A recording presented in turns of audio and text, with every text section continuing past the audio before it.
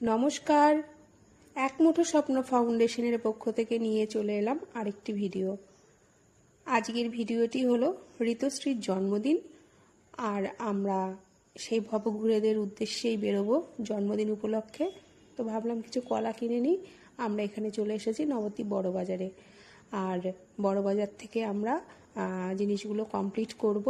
কারণ হচ্ছে এখানটায় একসাথে অনেক কিছু পাওয়া যাবে, কলা, মুড়ি, বিস্কুট, ক্যারি ব্যাগ, লাড্ডু।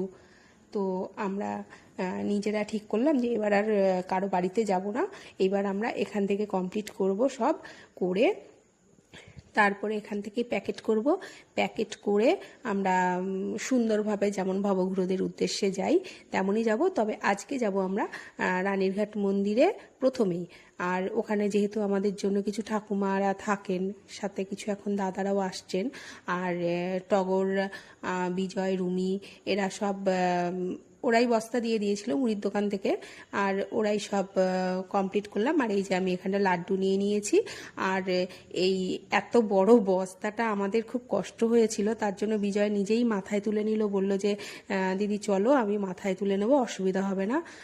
তো ও এর আগেও এই কাজগুলো করে, ভালো পারে আমাদের করতে, আর ও থাকে বলে আমাদের অনেকটা সুবিধাই হয়, কারণ এতটুকু বড় কাজ আমরা পারবো না করতে। তো বিজয় এইভাবেই অনেক অত বড় বস্তা বিজয় নিজেই একাই মাথার উপরে নিয়ে আসলো। নিয়ে আসার পরে এই যে সেই রানীরঘাট মন্দির, আর রানীরঘাট মন্দিরের অপোজিটেই জলের দোকান আছে, এখান থেকে আমরা জল কিনে নিয়েছিলাম।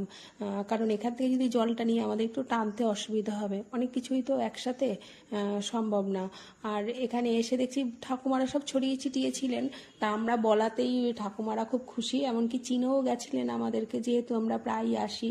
আর ঠাকুমাদের বললাম যে ঠাকুমা আজকে আমাদের একটি ছোট্ট বাচ্চা মেয়ের জন্মদিন, ওদের সাধ্য মতন যেটুকুনি পেরেছেন সেটুকুনি করেছেন। তো ঠাকুমারা খুব খুশি। আর ঠাকুমারা আবার আবদারও করেছেন যে আমাদেরকে না এরপর একটু শুকনো চাল ডালের ব্যবস্থা করো। তো আমরা বললাম ঠিক আছে, চাল ডালের ব্যবস্থা করব। আর প্রতি সময়ের মতনই ওনারা আমাদের সাথে ভীষণই একটা, জানি না কেন, কোন একটা আন্তরিকতায় আমরা বেঁধে পড়েছি এদের সাথে, এরাও আমাদের সাথে জানি না কিভাবে। আর ওরা আমাদেরকে এতটুকুই স্নেহ করেন যে আমরা ভাবি না যে ওরা আমাদের অন্য কেউ। আমরা যাওয়া মাত্রই জিজ্ঞাসা করে কিন্তু কথাগুলো, কেমন আছো, কোথা থেকে আসছো, আজকে কোথায় কোথায় গেলে, বা আরও কিছু। যাই হোক, এইভাবেই আমরা এগোচ্ছি। আর ঠাকুমাদের আশীর্বাদ সবসময় আমাদের কাছে আছে, আর আশা করি থাকবে। আমরা কিছু ঠাকুমাদের আবার একটু অসুস্থতাও থাকাতে আবার ঠাকুমারা বললেন যে ওই দিন তুমি এসছিলে না, ওই দিন আমি ছিলাম না। আরেকজন ঠাকুমা বললেন হ্যাঁ আমিও না সেদিন ছিলাম না। আবার আর এখন আবার বললেন যে আজকে এই কজন আছি, আরও দুজন আসছেন।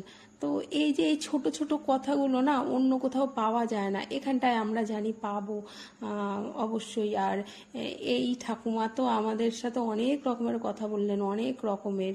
তা আমরা বলেছি ঠাকুমাকে বেশ তোমাদের কথা এই ঠাকুমা আমাদেরকে একটু শুকনো চাল ডাল আলুর কথা বলেছিলেন, যে যদি শুকনো কিছু চাল ডাল আলু দিই তাহলে ভালো হয়। আমরা বলেছি বেশ ঠাকুমা আমরা রাখবো তোমার কথা। আর এই ঠাকুমার না একটু হাতটা ভেঙে গেছিলো, যে এখনো ঠিক হয়নি, তো উনি মাঝে মাঝেই থাকেন না।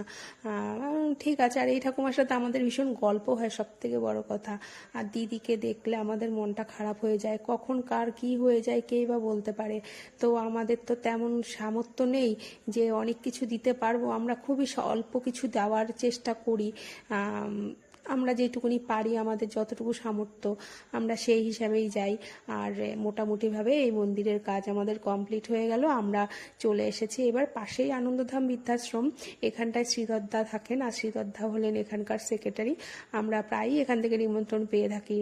আর আমরা দুপুর টাইমেই গেছিলাম, তাও তখন সেই সময় ওরা স্নান টান করছিলেন, তাও আমাদের বললেন যে একটু বসো, আমরা জায়গা করে দিচ্ছি। এবার যা হয় আর কি, আমরা গেছি তো দুপুর টাইমে, সাথে সাথে আমাদের জন্য চা বিস্কুটের ব্যবস্থা, গল্প আড্ডা, যেটা হয় আমরা সবসময় এগুলো পাই এই দাদার থেকে। এই আশ্রমটা হয়তো আবাসিকরা থাকেন, ঠাকুমা ঠাকুরদাদাদের তুলতে পারিনি আমরা আজকে, ইচ্ছা করেই তুলিনি, কিন্তু এদের কাছে আমরা ভীষণ একটা স্নেহ পাই। আর এই বস্তা প্রায় খালি হয়েই গেছে, এটাকে নিয়ে আমরা একটু মজা করছিলাম রুমিকে নিয়ে। রুমিকে বলছিলাম তুই একটুখানি ঘাড়ে নে, যা হয় আর কি, সব কাজ করলে তো হবে না, একটু মজা আড্ডাও মারতে হবে। তো এই নিয়েই রাস্তার মধ্যেই আমরা শুরু করছিলাম। আর তখনই হঠাৎ এক ঠাকুমাকে দেখা হলো, আর এই ঠাকুমা দেখা মাত্রই দিলাম, আর ঠাকুমা হঠাৎই কান্না করে দিলেন। আমরাও একটুখানি আবেগ হয়ে গেল, কিছু করার নেই। যাই হোক, ভিডিওটি কেমন লাগলো জানাবেন, আর ভালো লাগলো অবশ্যই লাইক কমেন্ট সাবস্ক্রাইব করবেন, পাশে থাকবেন যেমন আছেন আশা করি। আর সবাই ভালো থাকবেন, সুস্থ থাকবেন, ভালো রাখবেন, আর আমাদেরকে একটু আশীর্বাদ করবেন, আমরা যেন এইভাবেই এগিয়ে যেতে পারি আর আপনাদের সাথে থাকতে পারি। আপনাদের আশীর্বাদ আমাদের কাছে অনেক কিছু।